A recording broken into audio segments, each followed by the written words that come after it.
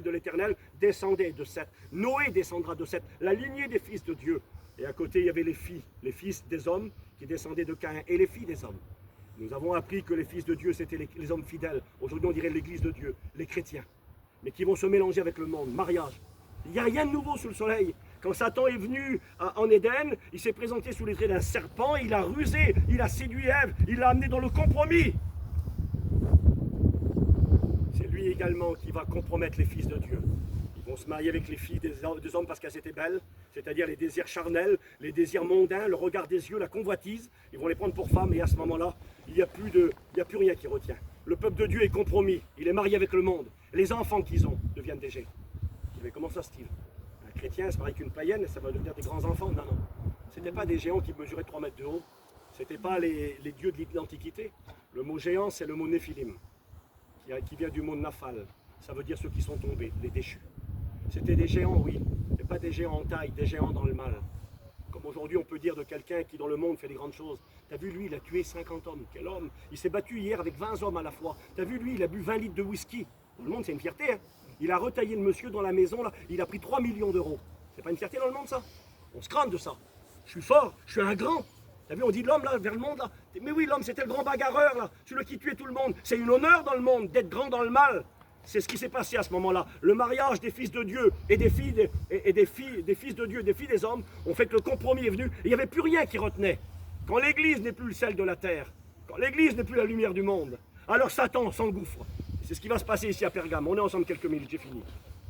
L'Église va se marier. L'autorité, non seulement le trône qui est là, mais l'autorité du diable va venir se poser dans l'Église. C'est lui qui va diriger. Il va les avoir par séduction. Il va les marier avec le monde. Et je reviens à Nicolas. Je reviens contre toi, Nicolas. C'était un diacre de la parole de Dieu, l'un des 7 diacres. En réalité, c'est le premier païen à se convertir. On dit souvent que le premier païen à se convertir, c'est Corneille, mais c'est pas vrai. On dit de Nicolas qu'il était le prosélyte. Un prosélyte, c'est-à-dire c'était un païen converti au judaïsme. Il est devenu juif par sa foi. Et par la suite, il s'est converti à Jésus. Et bien, Nicolas, il semblerait que c'est lui qui était diacre, a apporté une mauvaise enseignement dans l'Église. Les Nicolaïtes, c'est ceux qui disaient que parce qu'on est sous la grâce, on peut faire tout ce que l'on veut. C'est pas grave si on boit, c'est pas grave si on se bat, c'est pas grave si on ment, c'est pas grave si on magouille, c'est pas grave si on vit dans le péché, on est sous la grâce. C'est ça la doctrine des Nicolaïtes. C'est ceux qui prétendent être sauvés et que ce salut, eh bien c'est simplement une place au ciel, mais que sur la terre ça ne change pas ta vie. Parce que la doctrine de Balaam arrive, mariage avec le monde. Après il y a les œuvres des Nicolaïtes. On fait ce que l'on veut, on fait n'importe quoi. Et il y a des chrétiens comme ça, vous savez que c'est vrai. Ils prétendent être chrétiens, mais il n'y a plus rien qui les retient. Ils sont mariés avec le monde. On n'arrive pas à distinguer. Un homme a dit ça un jour. Il a dit, j'ai été dans le monde, j'ai trouvé l'église. Des fois on est étonné, on voit des gens du monde, ils ont les caractères de l'église. C'est marqué que des fois les enfants des ténèbres ont plus de sagesse que les enfants de la lumière. On voit des femmes du monde, elles ressemblent à des femmes. Elles sont tenues, elles sont vêtues décemment. Elles ressemblent à des femmes, elles sont féminines. Des fois on va dans des églises, les femmes sont des hommes. Extérieurement, dans la mentalité, dans la façon de faire, dans le langage des gens du monde, excusez-moi, on rêve des belles voitures, on rêve des grandes maisons, on rêve d'un standing de vie, des vacances, des choses du monde que de la terre. Il est où le ciel? Un frère l'a dit, et je bénis Dieu, nos vacances à nous c'est ici. Moi je viens ici parce qu'il y a des réunions, je viens ici parce qu'on parle de Jésus. S'il n'y a pas Jésus ici, s'il n'y a pas de réunion, qu'est-ce que je vais faire ici moi? Voir les pierres? Me faire bronzer là on va voir, vous allez voir, on va aller dans des beaux hôtels. Moi je viens pas pour ça ici. Je viens parce qu'il y a Jésus. C'est ça notre intérêt. J'avance, je vais terminer maintenant. J'ai noté ceci. La séduction mariera l'Église avec le monde, à travers Constantin. Le bien-être, les palais impériaux. Là c'est plus la persécution, c'est plus les prisons. Hein. C'est le palais impérial.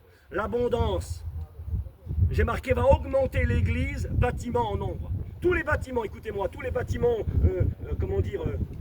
beaucoup de bâtiments qui étaient pour les idoles vont devenir des églises. On l'a vu, hein.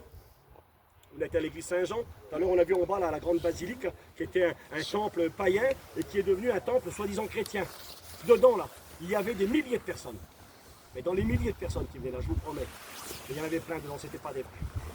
Ils étaient venus, vous savez pourquoi? Parce que l'église qui était persécutée a commencé à persécuter les gens. L'empereur va obliger les gens de devenir soi-disant chrétiens. On ne peut pas obliger les gens. Et par la pression, par la force, on va les contraindre, on va les baptiser de force. Alors les églises, il y a plein de monde, il y a des grands bâtiments. Et quand Jésus regarde l'église, il voit le trône de Satan. Il voit des gens que leur cœur n'est pas à Dieu, des gens qui aiment tout le temps leurs idoles. Et c'est d'ailleurs comme ça qu'est rentré le culte des idoles. Je m'excuse, le culte de Marie, une femme avec un enfant dans les bras. Les Égyptiens adoraient déjà cette idole-là. C'était Isis et Osiris. Ce culte existait c'était Sémiramis et son fils. C'était des cultes païens. On a obligé des païens à devenir chrétiens. Ils ont dit, ok, on ne va pas se faire tuer. Allez, on devient chrétien. Ils ont gardé leurs idoles. Et ils ont ramené les idoles dans l'église. Et c'est là que le trône de Satan s'est installé. Mariage avec le monde, doctrine des Nicolaïtes. Chacun faisait ce qui lui semblait bon. Je vais terminer, j'ai marqué ça pour finir. Les bâtiments étaient remplis de baptisés, mais que des religieux. Beaucoup de religieux. C'est ça que le Seigneur il dit, je vais venir avec une épée et je vais faire le tri. Ce que Satan n'a pas pu faire avec la hache de la persécution, il le fera avec le poison de la séduction et du compromis pour aboutir à la licence. Chacun faisait ce qu'il voulait. J'ai marqué le danger pour vous et moi maintenant, pratique, et je finis. J'ai marqué le danger de l'église de Pergame, c'est de ne pas devenir des chrétiens mondains, des gens du monde, mariés avec le monde, qui pensent que parce qu'on est chrétien, on peut faire n'importe quoi. Grand danger. J'ai marqué ceci, danger de vouloir le repos avant la fin du travail. Vous savez, quand vous travaillez, c'est dur. Hein, il a fait les vendanges, mon cousin qui est là, mal au dos, hein.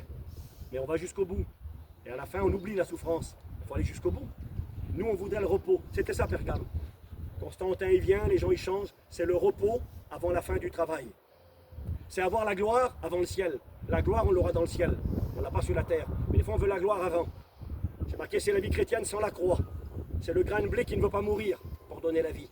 C'est toutes ces tentations. C'est vouloir récolter une grande récolte, mais sans labourer, sans moissonner, sans peiner. C'est cette vie de l'évangile où il n'y a aucun renoncement. J'ai quasiment fini, promis. J'ai marqué l'église, tel les fils d'Israël se mariera avec les belles filles de Moab, qui l'amènera à se prosterner devant les idoles païennes. On en a parlé. Les fils de Dieu virent que les filles des hommes étaient belles et étaient pères pour femmes, et ça a donné le compromis total. Ce fut la porte ouverte à l'idolâtrie, au paganisme, et ces soi-disant chrétiens et chrétiennes de